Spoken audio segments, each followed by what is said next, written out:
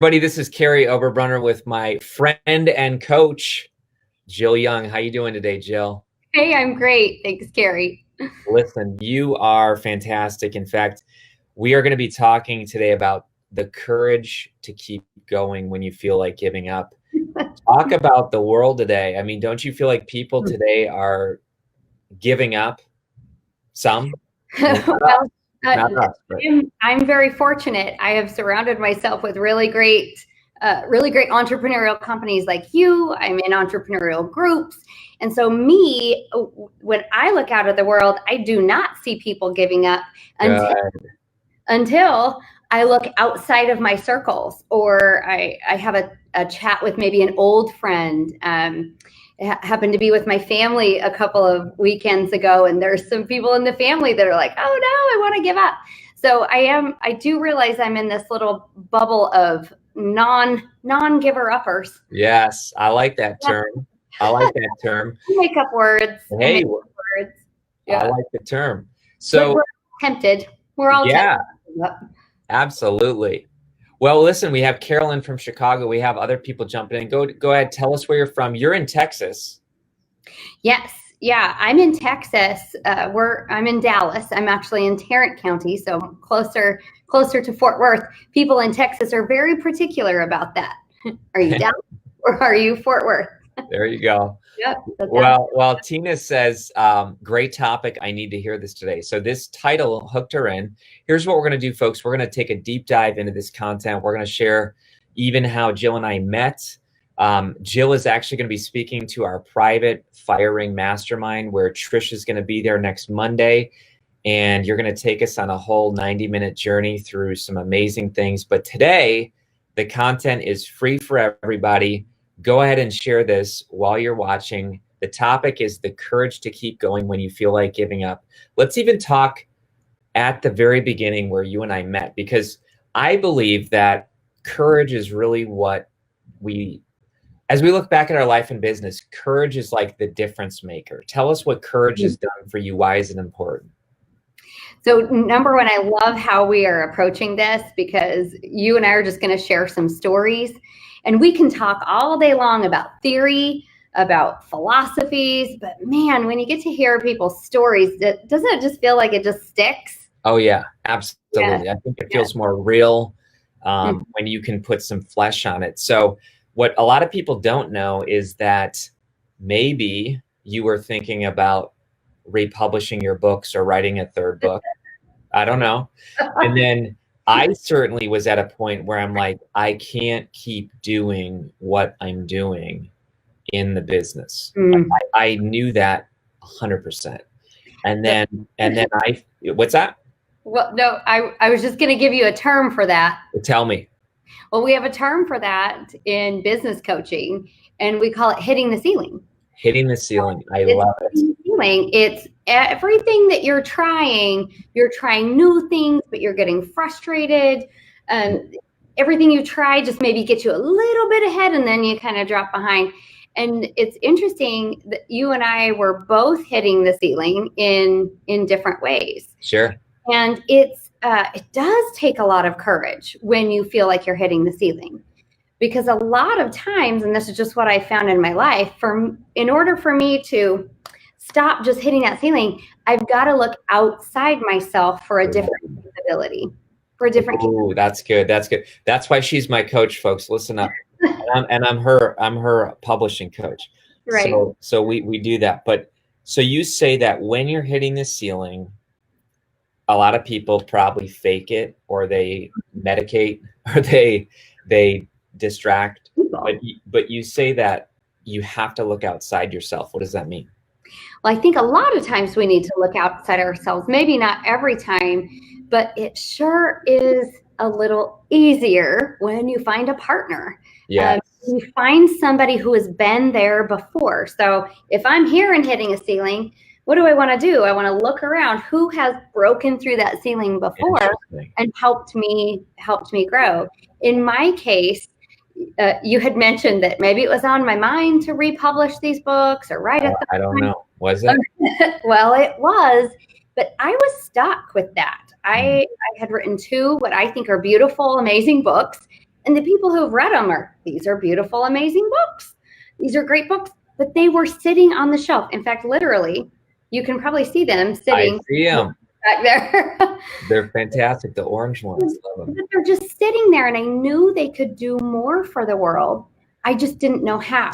And I had posted a few things on social media about it, and I had done some email blasts to the people I knew. I bribed my family into buying the books. There you go. But I didn't have that capability to get the book to the world. And then when I met you, I'm like, well, you have that capability. I know what I'm good at. I know what you're good at. So we just partnered up. We just teamed up. It takes some courage. It takes some courage to just kind of, here's my baby, and I just hand it over. Yes, absolutely. Magic with that, Kary. That's right. Well, I told this story once before, but I think this is the stuff I like when I'm listening to speakers. I want to know like all the nitty gritty details, you know, because I think some people are listening right now, and go ahead, post this, folks. If this is you, Donna says, hey, I'm hitting the ceiling. So thanks for your honesty, Donna. Here's the point though. I think that when you hit the ceiling, I certainly said to myself, this is the backstory, the nitty gritty. I had gone to Chicago, in fact, with Carolyn. Carolyn says Chicago, but I believe I was at a strategic coach meeting, and I had this experience where I literally said in December, God, why am I here? All right. Like, not because, it was a bad meeting, but I kept thinking like, there's so many things I could be doing right now, in the family, in the business. Why am I here? I'm taking a full day out. And then there's a gentleman who, to my left, the first guy who stood up, and he said, I just went through this situation and I feel so much more free now. And his situation was exactly the situation that fit me. So I went up to this guy and I said, oh my gosh, I think I know why I'm here today. I need to talk to you. And I said, tell me how you broke through. Now, do you know what he said? I don't know if I ever told you, but he said, you need to talk to Jill Young. I'm telling you, he said, you need to talk to Jill Young. I'm an EOS, Entrepreneur Operating System. And then he said this, but she'll never work with you.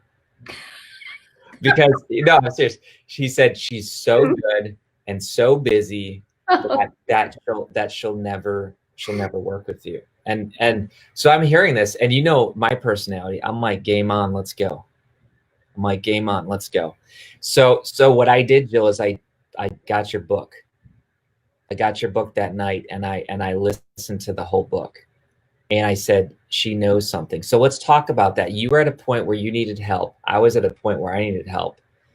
How did we come together then and create this partnership? Well, I have to tell the other half of the story, or the story's not complete. And, we don't want to leave anybody hanging with an incomplete story. But I'm going to have to bless Bill's heart for saying she'll never work with you. You know his name now. No, I'm kidding. Oh, no. He's good. He's good. So that same fall, maybe December, maybe October, January, something like that.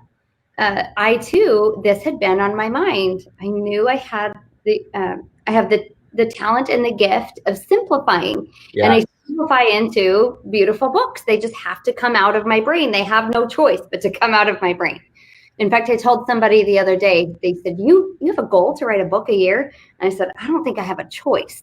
I don't have a choice, or else this brain of mine is going to explode. I love it. So I was mentioning to Shannon Waller, and I know Shannon's going to be a speaker at the conference. Is that right? Yes, absolutely.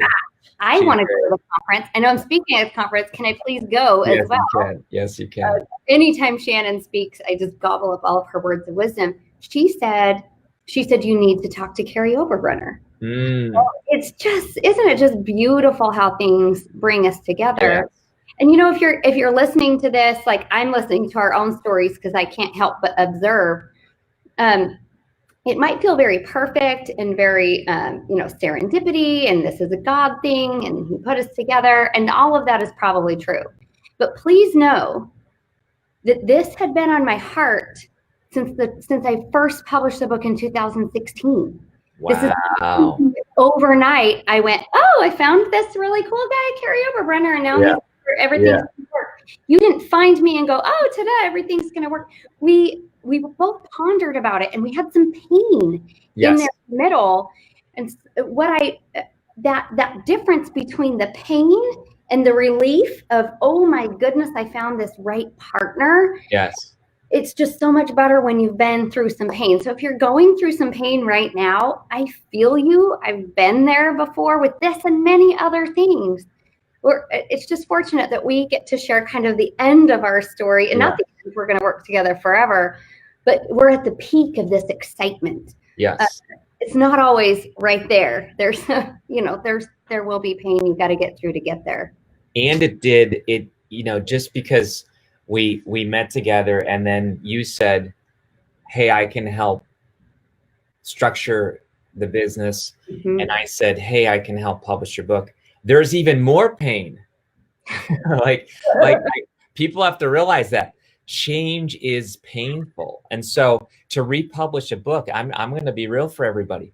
There's some pain. Like you had to go back and say, oh my gosh, I don't want to say that. Like I said that 4 years ago, that's who I was, a picture of who I was, but now I'm different. So just like a lot of people here, if you've written a book, tell us if you've written a book. But you had to go back and tell us some of the pain of republishing a book. Oh, sure. I'm gonna categorize the pain of republishing in it's letting go of something that was beautiful. Oh. Or something that is even more beautiful.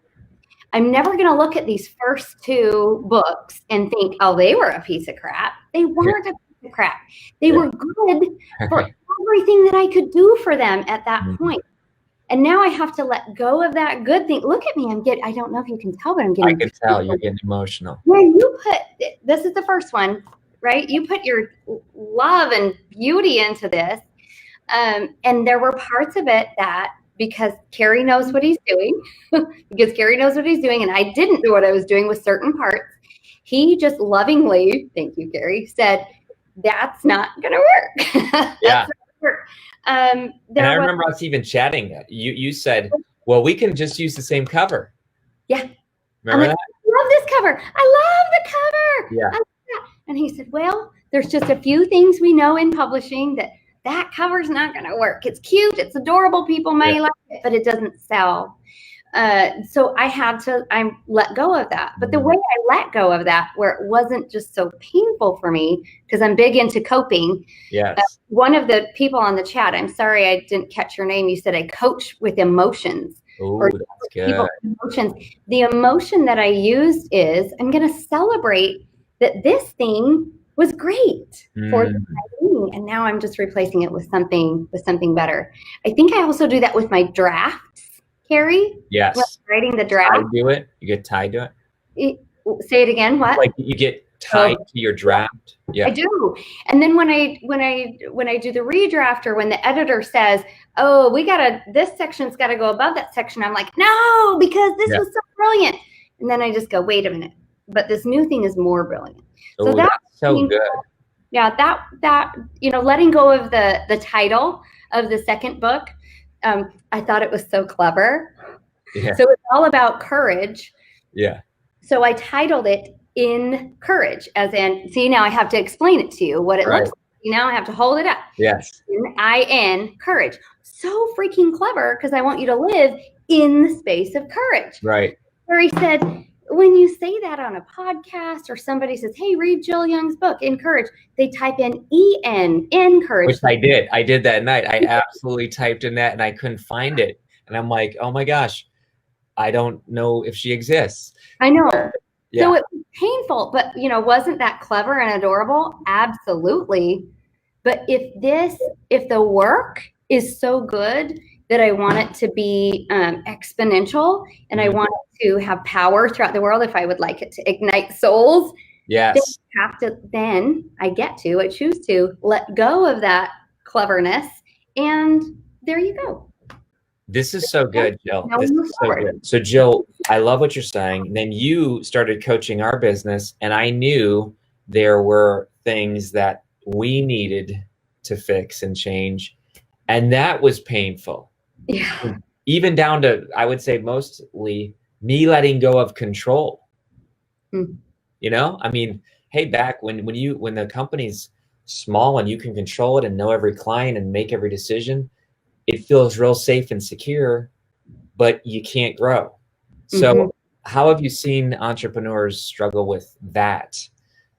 Maybe some people are watching, just like change in business. So what I have noticed, and this is over 600 sessions with entrepreneurial leadership teams, is that the pain of letting go of those things you've always had control over is not in the actual letting go. Okay. The pain is in the thought of letting go. When you actually do let go, that is not a painful experience. Okay. When you really say, hey, I'm not going to run this meeting, Brenda, you run that meeting, you sit in the meeting, 90% of the time, that experience is not painful. But it's the thought, it was 3 days before, it was a week before, it was a month before, it was a year before when someone said, you've got to delegate, you can't be running this whole thing on your own. Yeah. It's thought that's painful. It's not the actual doing of it. I actually have a little correlation that sometimes I share with leaders, and it's actually in how I write books. Let's hear it. Hey, we got writing tips. Kind of great. And I noticed just on the chat, I have ADD, so sometimes I read the chat. Yeah. Trying to focus. I saw. Some people are stuck. Somebody said, I'm stuck at 20,000 words and I just can't do it anymore. Yes. What I also get stuck, and this is what I've learned about myself. And Kary, you're probably a master of this. I'm probably singing to the choir. No, well, and maybe not, because we've had a chat. Yeah.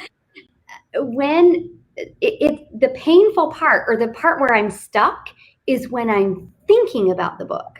And when I'm thinking to myself, I have no idea what the next chapter is going to be. I have no idea if anybody's going to like this book. I do a J curve every single book I've written, every single article I've written, every talk I've written, every keynote engagement that I've written. I do this. I get super excited and I start working on it, and then my confidence goes clear down here. Oh, wow. But it always comes back up. Interesting. Now I've learned that I am going to hit this. And I know that when I hit that bottom, so whoever was stuck on 20,000 words. We got her here, Kathleen. Kathleen, there you go. When you're down at the bottom, that's your signal that you're ready to go back up again. Oh, that's so good. Now embrace that. And I say, I'm worried, I'm stuck, this is, this nasty feeling. And then I know I'm ready to come back up on that. But here's the one trick. Okay, let's hear it. I found everyone loves tricks and tips. Yes. Is I must open my computer and put my fingers on the keyboard. Ooh. I have to put my fingers on the keyboard, and here's what I've experienced 90% of the time.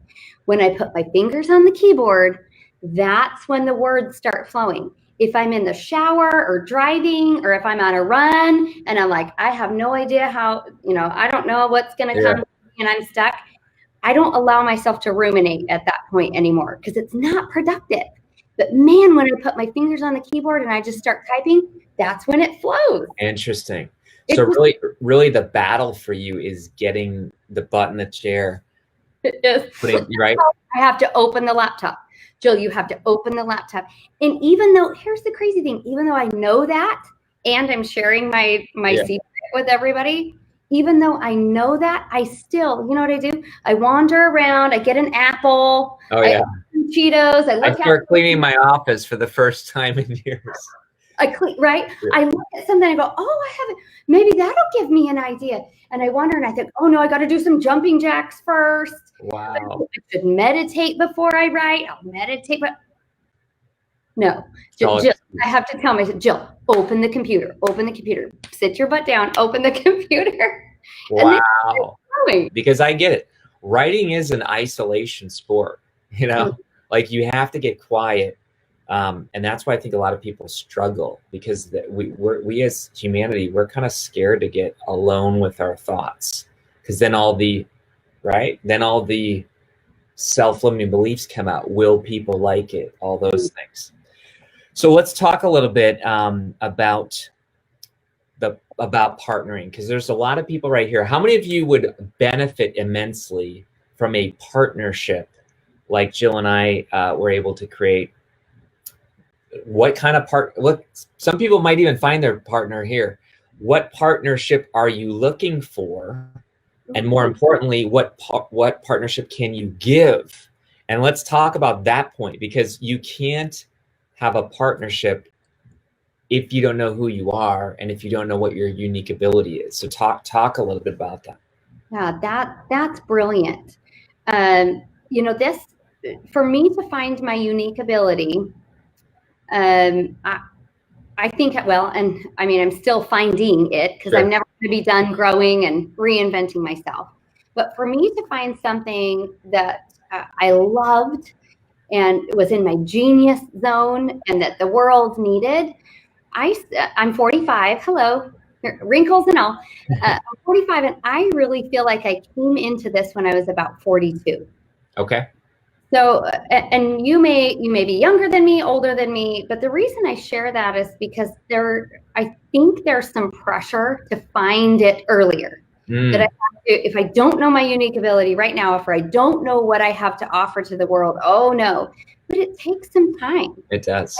Finding my unique ability, when it's to inspire people to be their best. At its very deepest level, inspire people to be their best, which the way I do that is through coaching, which is just helping people be their best. But to find that, I needed to have lots of rich experiences. So if you're feeling like you don't know your unique ability, get out there and try things, and write a book, edit a book, you know, try your hand at marketing a book, whatever you want to do, whatever your unique ability. Part of it is experimental. You have to be taking shots. Yeah. In fact, I talk about that in Courage. The book in Courage is the courage to experiment.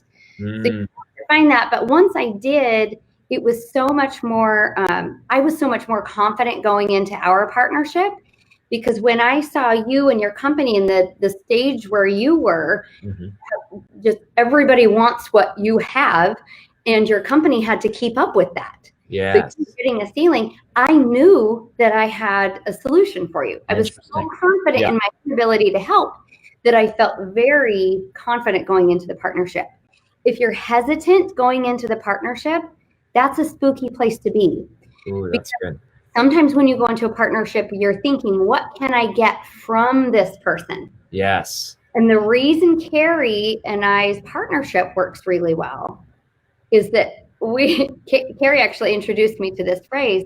We look at each other and we're trying to overserve each other. And that works so well. Yes. In fact, you overserved our team today by watching our meeting and providing 6 pages of notes, what we did well and what we need to work on. And then, yeah, absolutely. Like we're busting our butts, and Abby's been great for you. To get your projects out. And the new books are amazing. The old books were amazing too, but the new books are amazing. They're just better, right? Yeah. They're just a little better. Absolutely. And let's talk about this. We have a few more points, but let's talk about, we jotted them before. So folks, you don't need a big plan. We just jotted a few thoughts here. But we talk about this cash confidence, because I know one of our mentors, Dan Sullivan, talks about that. But I think that was partially, if people are listening today and they say, I don't have cash confidence, that's okay. You can still form a partnership. I've had plenty, and you've had plenty, and they've worked and not worked. But to be what does it mean to have a cash confident partnership?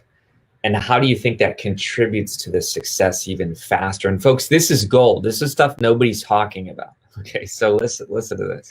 So for me, and then I'll ask you the same thing, why it works for you. In society, there's a few things that we don't talk about. We don't talk about money is one of them. Religion and politics. There you go. Thank you. I wasn't going to go there because we don't talk about those. No. Right. But one of them is money. So when you start a partnership with somebody, you work out a deal, whatever we want to call it, we don't like to talk about money, even when you're selling something. Not even in kind of a partnership situation, but when you're selling something to somebody, nobody likes to talk about the price or the value or the guarantee or the contract, right? We say, we'll send you the contract, and then all the details are in there. We don't love to talk about it. Right. So when we say cash confidence, what that means to me is I'm at a place in my business where I don't need your cash in order for me to feed my family, pay my rent, pay my people. I don't need it. Of course, it would help me reach my goals and all of that stuff, but I don't need it. So money then for me becomes, it's not even a thing for me at this point. When I'm looking at our partnership, what is more valuable to me than you paying me for my services is partnering with you and collaborating with you to use your capabilities. Yes. So now, because I've partnered with you, I gain a capability, which to me at this point, because I'm cash confident, is more important than money. It's more valuable. It's more valuable than money. See, and that's an amazing place to be. And I haven't always been there for sure. And you probably haven't either. I haven't always been there. But, Joyce asked orders to pay rent. I remember that very clearly. Well, and Joyce says cash confidence, and this is why we're explaining it. Because, folks, I think that this is gold, and I think nobody really wants to talk about this stuff. But we are willing to, because we want you to create other partnerships. This is part of the gold that's going to happen at Igniting Souls Conference. But it is almost like a competition where when we show up in Texas, your team tries to outserve us. And then when our team's talking to you, we try to outserve you. And the point is that it's actually fun and it's helpful. Like, you see the business increase. And here's what else happens. Referrals. Would I refer anyone to Jill? Absolutely. And Jill's already referred people to us. So you're one up there. Now I got to outserve you. Hey, Kary, can I just say one more thing about cash confidence that might help? I think sometimes if we said cash confidence, sometimes people would be looking at their bank account saying, well, but I still need to earn money. Oh, yeah. So do I. So do you. And so do I. Yeah. So I want to also just offer cash confidence as more of a mindset. Yes. That in this partnership right here, what we are exchanging, what we are serving each other with is our capabilities. Oh, that's good. So we're still exchanging value. It's just not dollars. Yeah. Because otherwise we would really keep track. I mean, there's a point, and let me give you an example. Because again, we got to write it. Maybe we co-author a book on this. Maybe. Just think about it. Who knows? I don't know. I got to finish my first one, but oh man, where was I going? Normally we keep track where it's like Jill just referred a client to us, so we send you, money, right? And now we're even. And then Kary did something, and okay, now Jill sends him money. Okay, now we're even. And it's almost like this evening focus instead of the value focus. And you use the word focus, and I'm going to dig in on that, because now what we're worried about is staying even. But that's a low bar. I don't want to be even. I want to overserve you. Yes. Why would we be working to get even? That's like working for a C. Right. We can overserve each other and have A pluses. So that's the money thing. When you're not focused on the money, that can go out the door, and now you just focus on capabilities and overserving. Yes. Yes. So it's a mindset. It's a mindset. Even if you still need to build up your bank account. It's confidence. And I'll show you how this works, folks, in a practical way. Like, we normally do send a referral for someone, and Jill's like, just keep it. And then it came up like, hey, Jill wants this done. And I'm like, go do it. You know, like, in other words, our team it's transformational instead of transactional. And I think that when you can get to, when you can get to that level in the business, that's where every human, I mean, imagine if every human relationship was like that. That would be a little woo-woo crazy. But I mean, that would be awesome. It would be awesome. Yeah. Well, we're just running some experiments to see. That's right. That's right. And I think I know you'd give Dan Sullivan credit because now you're coaching their team. But I really got that concept from Dan Sullivan, that whole free zone frontier. For sure. In the free zone frontier, I have a free zone frontier with Dan Sullivan where, again, he's a simplifier, I'm a multiplier. And let's talk a little bit about that, because some people are sitting here right now, they've heard Dan share on my channel before, but you were a simplifier. I needed a massive simplifier because my head is just a lot of complexity in there, and you needed a multiplier. So talk about that. And I know what people say, I do both. But Dan shot him and said, no. Dan said, you're a complicator. Yes, if you try to do both. Yeah, so talk about it. Number one, Dan Sullivan is absolutely brilliant. We know that. We know. All the time, right? All the time. And I know your followers listen to him too. The first thing I'd like to start with this simplifier multiplier is just knowing first who you really are and claiming it. And I'm just going to go out on a limb and say, if you really say to yourself, I'm both, you might be not observing yourself as much as you could. You might be saying to yourself, I can do both. But the key here that Dan would even say is that which one are you naturally inclined to do? Which one could you do over and over again? And then even again, if you look through that and say, I'm still both. I'm a simplifier and a multiplier, and that makes you a complicator. Think about how those two concepts go together. A complicator, you're going to hit the ceiling. Oh, that's good. You are going to hit the ceiling. So, fair warning, if you don't know what you are, do your deep work, figure it out. I'm a social person. I'm an extrovert. Mm-hmm. I want 1,000 friends instead of 4 close friends. Mm-hmm. So a lot of people look at me and go, well, you're obviously a multiplier, and you're so friendly, and you can connect people, and you talk to everybody, and you put these books out so more people can learn from your knowledge. And not so. That was all accident. If anybody has bought my book, it's been by accident. There you go. But what I do really, really well is I absorb information, and I observe leadership teams, and I can remember things, and then I put them into a simple little book. Yes. Really helps people understand big, giant, complex concepts in 4 easy steps.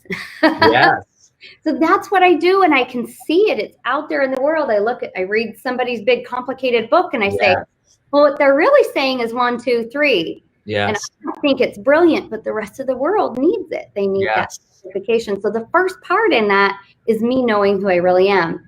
Second part, I want to be a multiplier. I think it's pretty sexy. I think what you do is really awesome and fascinating to me. So I want to be a multiplier. And I think the world thinks multipliers are super cool. So I try to be a multiplier, but it's the letting go. I'm not a multiplier. Yeah. And then it feels that was free. Yes. It's free. Yes. I feel so free when I do that. Do I still sometimes look at you and go, gosh, that would be really cool to be a multiplier? Yeah, right. But that's just some of the mystery of Kary Oberbrunner. We don't know. Well, and I know what some people are thinking, like, Kary, but you've written, I don't know, whatever, 7, 8 books. You must be a simplifier. The thing is, like, it's very difficult for me to write a book. Like, it's taxing. I mean, why do you think Abby's got to be on me so much? I can't wait to market the book once we get it, but it's like, so it's massively brain power to do that. And it doesn't mean you can't do the other, but I would love, that's why I love marketing people's books, because I'm like, cool, you got the goodness. Let's also talk about, because I love what Wanda says here. Wanda says, can I be both at different times?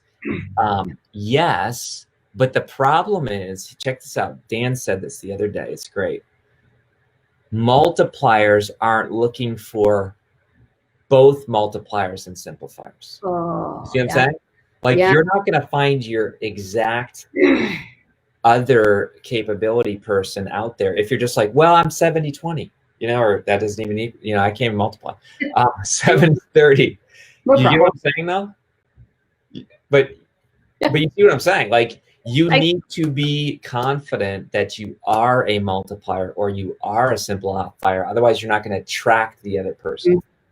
That's brilliant. And Wanda, something that Dan has also said to our group is that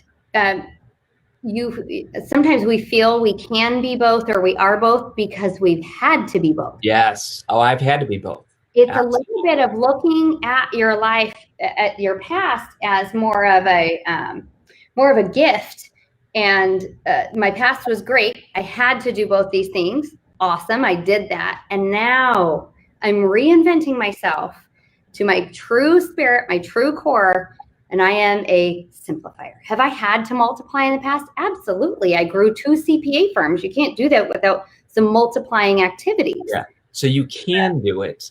Sure. But the question is, should you, and is it your highest value? Yeah.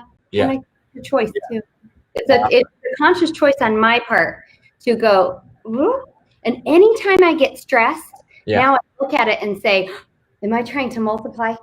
Oh, I am. Stop it. Wow, that is so good. That is so good. And there's a lot of solopreneurs here. And when you are a solopreneur, you kind of do both in the beginning, and that's okay. But not every time do you need this big money bank account to go out and hire the talent. What we're saying today is you can find the talent. Which is so beautiful about the gig economy right now. And the gig economy is even, just busting at the seams now because we are working from home. Like, everybody is basically feeling like a gig, like they work in the gig economy. Just with all of the resources out there to find specialized people who know how to do what you need done, and they can be anywhere in the world. And I know I'm singing to the choir. So if you're still seeing yourself as a solopreneur, that actually might be helping you hit that ceiling. Oh, that's versus, solopreneur, just right in the title, means I am my business. I have to be both. I have to be everything. Yeah, and I am your business. And I'm just going to give you a little nugget of truth right here. I used to love to do this when I was at the CPA firm. Somebody would come into the firm and they'd say, I'm going to start a new business. And the very first thing I would teach them is, you are not your business. Ooh, that's good. Legally, it's a whole separate entity. So you can't say I'm a solopreneur. Here's your business and here's you. They're not the same. So solopreneur that feeling like I'm the only one who works in my business. No, you might be the simplifier or the multiplier, but you have a team around you. Wow. You pay them once a quarter for a graphics design, something that they do, but maybe just start thinking of your business as a business. It's not you. That's so good. Well, I know we just have a few more minutes here. Let's talk about the conference, because we are absolutely excited to bring you into the Igniting Souls conference. You are going to be giving this amazing talk on this topic about courage. Can you hold up your book one more time? The old version. That's right. In Courage. We still love it. And but we're talking about today, courage to not be a simplifier, courage to stop pretending you're a multiplier, courage to create a free zone frontier. What else? Courage to admit your unique ability. Ceiling. Feeling, yeah. Yeah. So why do you think courage is one of these things that is worth a keynote speech? Because I think it is. But why do you think so many other results hinge upon courage? So I wrote the book two years ago, maybe it came out last July for the first time. And the reason why I even wrote it is because somebody was considering working with me, and they said, Jill, I know why this system works. I know why EOS works. Everybody uses it. All my friends use it. I know why it works. Why doesn't it work? Oh, that's a good question. So I we had a really good discussion about it, but then I hung up the phone and I just, like, the question wouldn't come out of my mind. So I just went to work observing, and I started thinking about the clients who had started the system all excited, and then like, and then they're like, oh no, this is painful. This is painful. And then right here at this J curve, just before they were ready to come out, they just went, I can't handle it. Oh, there are some businesses like that. There are. And especially in the midst of change, in the midst of writing your book where you feel that way and you're like, nobody will want it anyway, I'm going to stop. Yeah. So what I did is I dug into the psychology and I observed their stories and their excuses and their reasons. And what it all boiled down to was fear. And fear. And when I finally found what I thought the answer was, it was just a captain obvious, because there's so many books that you read that fear holds us back, and fear. Is it kind of the basis of everything? But when I looked at if these companies didn't survive or didn't thrive because of fear, what did the companies do that are thriving, that are in it? And what they do is they live in courage. Courage, love it. They know that the thought is freaking them out. It's not the actual action. So that's why I wrote the book. But why it's so timely right now is we are being bombarded with fear. Oh, absolutely. Bombarded, and in our personal lives, in our businesses, and the solopreneurs who are just getting off the ground or maybe struggling to get off the ground. The whole book is full of ways to look at fear and say, no, thank you. Yes. So they're applicable. That's funny, Trista. You're like, oh my, that's me. Yes. Look at the fear and say, no, thank you. And the book is just packed with specific ways that you can do that. It's not, there's maybe 1% theory in there, and then practical ways, things that actual people are doing to just say no thank you to fear. Wow. So listen, it is fearful to attend a conference. I mean you're gonna have to explain that, because I love conferences. Well, you do. Maybe it's the introvert in me speaking. But I am an introvert. So let's talk about this. There's a lot of people who are saying, oh my gosh, you're in my brain. We just heard this one. You are in my brain. Donna says that. Laura says the news is full of fear. Wanda says my life is surrounded by fear. So first of all, folks, if you found value in Jill today, which I know you did, we've gotten so many shares already, share this, tag somebody. But Jill, let's also talk about a conference, because I went live 16 days ago and said our 10th anniversary, we're making experiential. We don't want to call it virtual, because virtual is passive, and we want to create, but it's going to essentially be online. That took courage. Let me tell you what, I will tell you, I did not sleep well for a few nights, because I just feared, oh my gosh, we're going to lose the connection with people. We're going to lose serving people. And we found this amazing platform that actually allows total engagement. But why do you think people fear attending a live event, or even just saying, I'm going to invest in myself and do this virtual conference called the Igniting Souls Conference? Why is it so scary for us to invest in ourselves or step out of our comfort zone and go to a conference? There's something we know about change, and people say this a lot. that change is scary. Mm. So we love certainty. We love certainty. Human beings love certainty. If I've been to your conference 10 years in a row and this one's going to be different, then I'm uncertain what I'm going to experience. Oh. So we say to ourselves, people fear change, but what we don't. We don't fear change. We fear loss. So that's good. We don't fear change. We fear loss.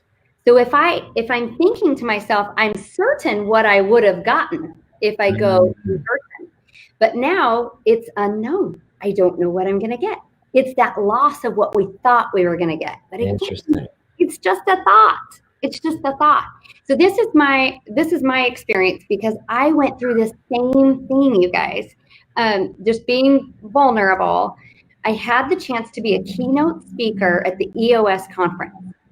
Now this is a big deal for me. I was selected to be the only other EOS implementer other than the founder of the group that had ever keynoted the conference. Yes. 150 of us. And I mean, oh my gosh, this was just a big experience. So I was going to be on a big stage with lots of lights and the camera, so I could get all of those really good sound bites and little camera bites for marketing. And it was just going to be so great. And of course, I wanted to serve the audience. It was going to be awesome. And then they said, it's going to be virtual. And I'm like, oh no, the loss, right? Fear of loss. I don't get to be there. I don't get to hug the people. I don't get to see the audience laughing with me. I was here in my session when I did the keynote. But here's so all of my fear was in my mind. When I actually did it, it was experiential. It was fantastic. I was there, by the way. I saw it online, and social media was blowing up, and she created a ton of engagement. And seriously, and it was fantastic. And people didn't say or feel, because I talked to people privately too, they didn't feel the loss. No, that's the thing. I feared the loss. Yeah. I never once felt it. Here's some just plain old facts for you. Yeah. If I would have done that virtual conference, I could have impacted and communicated with 1,500 people. But because of the virtual environment, there were over 4,000 people that I got to communicate with. It's an opportunity. Here's another one. I also attended the conference, right?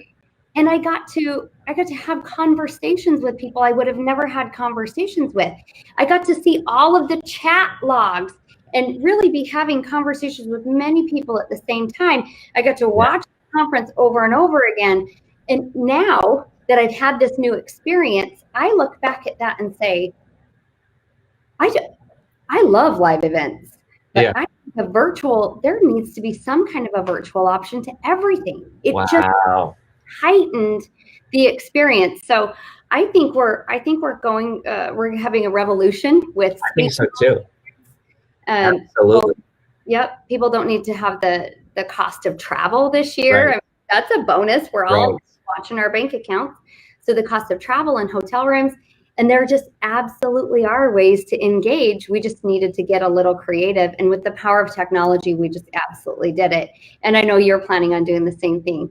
Yeah, we are thrilled. Erica's going to drop the link. I know a bunch of you have already got your ticket. If you'd have, I'll see you there. Type in "got mine."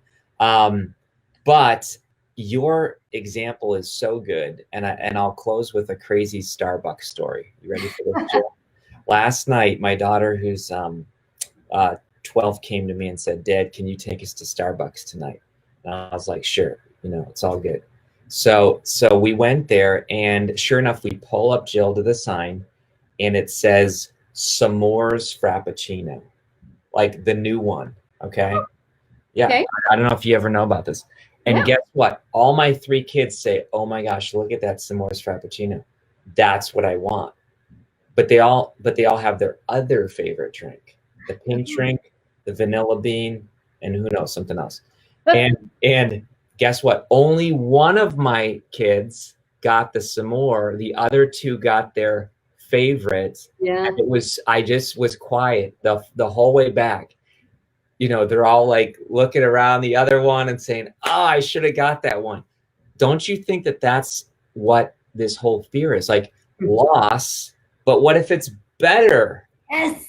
Yes. What if it's better? There's a story I actually tell and encourage about encouraging Dylan to try a new restaurant. Oh, yeah. On a Saturday, we go to lunch on Saturdays, and he says, but what if it's gross? And I said, well, what if it's the very best thing we've ever had, and it's been around the corner from our house this whole time? Oh, that's good. Yeah, we tried it. It actually was gross, but that's beside the point. But now we know. But sometimes it's good. But Right. The word entrepreneur means bearer of risk. Yeah. And you have to be willing to let go of what you have for what you might get. I mean, that is like life in a sentence. Well, that's exactly what I did with the republishing of the 2 books, right? If we're taking the topic full circle, I had to let go a little bit of the beauty I put into the first 2 books to help them be reborn into the new books. I love it. And we're not going to really get to where we're going unless we do step into courage. That's true. Yeah. Folks, that's why I asked Jill to come. That's why hold that book up one more time. Oh, sure. And that's why in Courage, you can get it on Amazon for a limited time because the new book's coming out. So you better get that one, get both of them. But Jill, it was amazing to be with you today. I think I'm going to re-listen to this. I think there's a whole teaching there about this whole partnership thing going on. But you already have someone who says, I just got my ticket. So again, we do have limited tickets, and you might say, how can you have limited virtual tickets? And I know. Oh, you do. They put seats, and they say, this is all our platform can hold. That's right. You can't even buy anymore. So get your ticket. Where can people find out more about you? Best way to connect with me is on LinkedIn. If you just search Jill Young, Texas, I usually come right up. That's a good way to connect with me. I love to connect with everybody, so please do. I'll recognize your names from the chat. So that yes, and tractionfirst.com. Of course, yep, tractionfirst.com. Well, thanks for being here, everybody, and make sure you get your tickets so you can see Jill. And Jill, thank you for being here today. Awesome. I really look forward to being with everybody in October. It's going to be fun. It is. Can't wait. We'll see you, folks. Bye-bye.